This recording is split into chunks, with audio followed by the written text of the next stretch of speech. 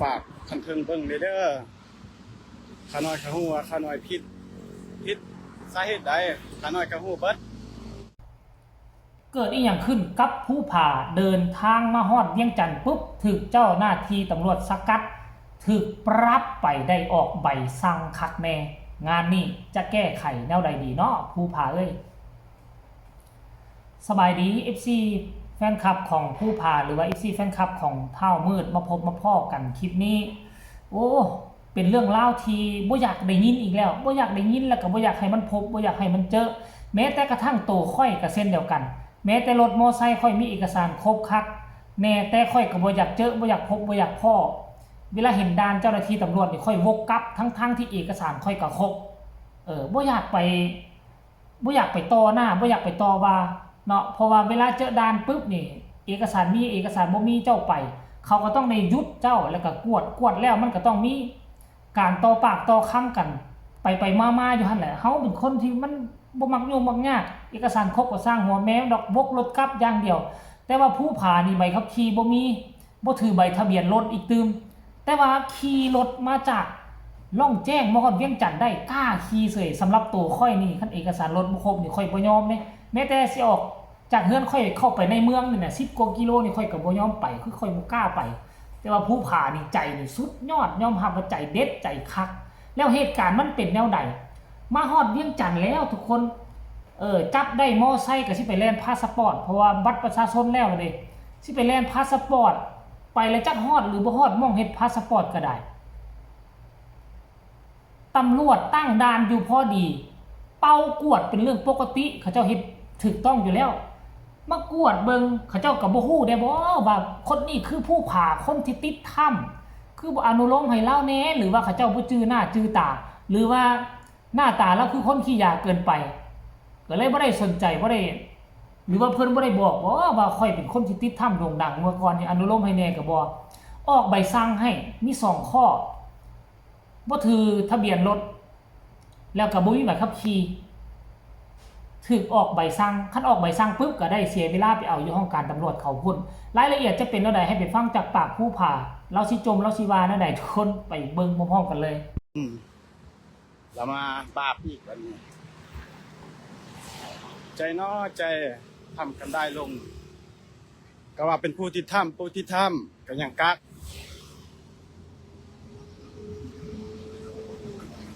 ข้าน้อยก็ว่าสิขออัดวิดีโอเด้ออัดเพื่อเป็นทางที่ดี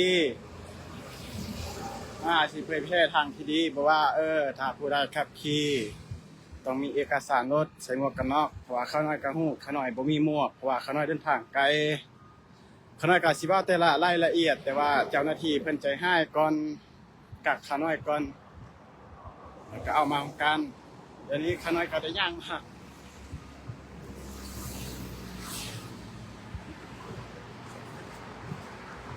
โรงเรียนต้นนูนฝากคันเทิงเบิ่งเด้อขาน้อยขาฮู้ว่าขาน้อยผิดสาเหตุใดขาน้อยขาฮู้เบิด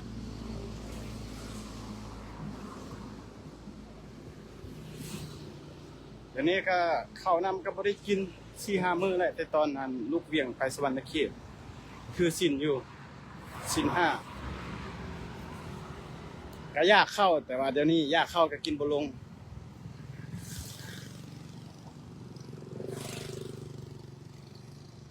ซื้อเลขตามที่ข้าน้อยถ่ายอันที่ปกส.เพิ่นเฮ็ดให้ใบสั่งหั่นเลขสวยเด้อ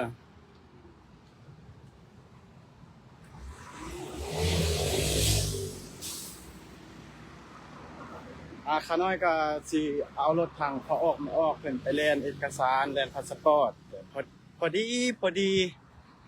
มันเป็นกรรมของเฮามันหลีกเลี่ยงบ่ได้ทุกคนเฮาเกิดมามีกรรม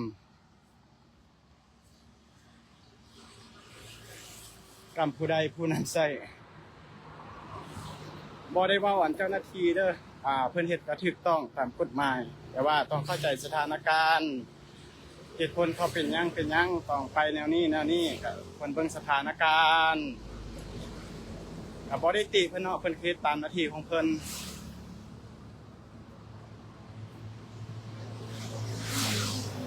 ฝาก กดไลค์กดแชร์ให้หลายๆเพื่อให้สังคมลาวเฮาฮู้ประเทศลาวเฮาเป็นแนวใดถ้ามีเจ้าหน้าที่ดีก็ดีผู้บ่ดีสิบ่ฟังเหตุผลเฮาเนาะสิเอากับเอาอย่างเดียวถ้าบ่ฮู้สาเหตุเฮาย้อนหยังจึงไปแบบนี้ย้อนหยังจึงไปแบบนี้ถ้ามันจำเป็นเฮาก็จำเป็นมันเป็นนั่นบาปเฮากรรมเฮาแต่สมัยปางก่อน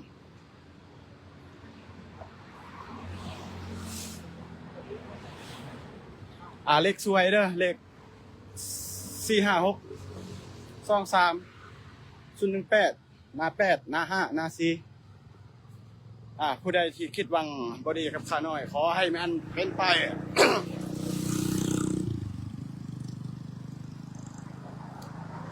ตอนนี้ข้าน้อยก็เห็นว่าข้าน้อยใช้ชีวิตอิสระนี่บ่มีเงินเด้อเพราะว่าเป็นกรรมของข้าน้อยเฮ็ดแต่บุญแต่บ่มีเงินได้แต่บาป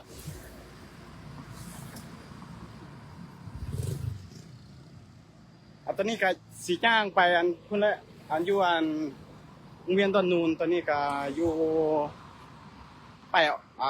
สำนักงานปกสเมืองหรือก็ว่าขอได้บ่ข้าน้อยถามว่าขอได้บ่เพิ่นว่าถ้ามุงเข้าการเด้อว่าโดยข้าน้อยก็บ่มีเงินอยากเข้าอยากกินบ่ได้เหตุการณ์เป็นจังซี่ย่างไปโรงเรียนดอนนูนคือเจ้าหน้าที่เพิ่นเฮ็ดเฮาคักหลายแต่ว่าก็เป็นหน้าที่ของเพิ่นเนาะเฮาก็บ่ได้ว่าหยังเฮ็ดโลดนี่นะ FC แฟนคลับก็เป็นตาอีดูสงสารผู้ผ่าแต่ว่าผู้ผ่านับตั้งแต่หันหน้าเข้ามาสู่โฮมกาสาวพัฒน์นี่เราโป่งได้มีหลายคำในไล่สดนี่เฮาฟังแล้วเฮารู้สึกอึ้งในความคิดของผู้ผ่า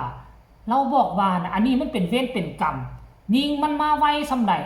มันยิงจะออกจากชีวิตเฮาไปสำนั้นแม้กระทั่งโตค่อยนี่นะศึกษาศาสนาพุทธมาก่อนอาจจะบ่เคยบวชแต่ว่าค่อยก็เข้าวัดเข้าวามาก่อนค่อยยังคิดบ่ได้แบบผู้ผ่าแต่ว่าผู้ผ่านี่ยอมรับสภาพยอมรับชะตากรรมมันสินักสินวงให้มันกองกันมาเดี๋ยวนี้โลดมันหีบมาไวกรรมของเฮามันก็สิหมดไปไวเราบอกว่ามันเป็นกรรมของเฮาโอ้โหสร้างเปรียบเทียบก็ถือว่าเป็นผู้นึงได้เห็นบ่ล่ะคนที่จะบรรลุธรรมนี่บ่จำเป็นต้องนุ่งผ้าเหลืองเสมอไปบ่จำเป็นจะต้องได้บวชเสมอไปบางคนบวชหลายพรรษาแล้วแนวคิดความอ่านยังสู้ผู้ผ่าตอนนี้บ่ได้ซ้ำทานผู้ชมก็ได้แต่ว่าเป็นกำลังใจให้ผู้ผ่าก็แล้วกันเด้อคันว่าเห็นคลิปนี้ก็คอมเมนต์มาเด้อก็คือเจ้าเว้าอะไรเจ้าเว้าถูกต้องเจ้าคิดถูกต้องแล้วยิ่งมันเจอปัญหาเนาะยิ่งท้าโถมเข้ามาในอนาคตของพวกเขายิ่งจะมีความสุขและก็สบายอกสบายใจหลายขึ้นปัญหามันมาตอนนี้บ่แม่นว่ามันสิมาตลอดมันมาตอนนี้เดี๋ยวมันก็หมดไป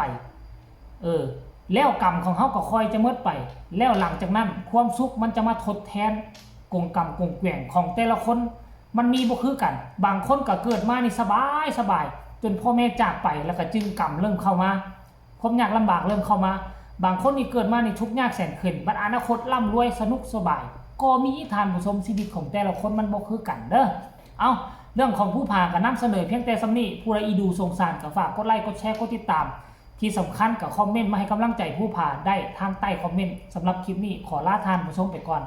สวัสดี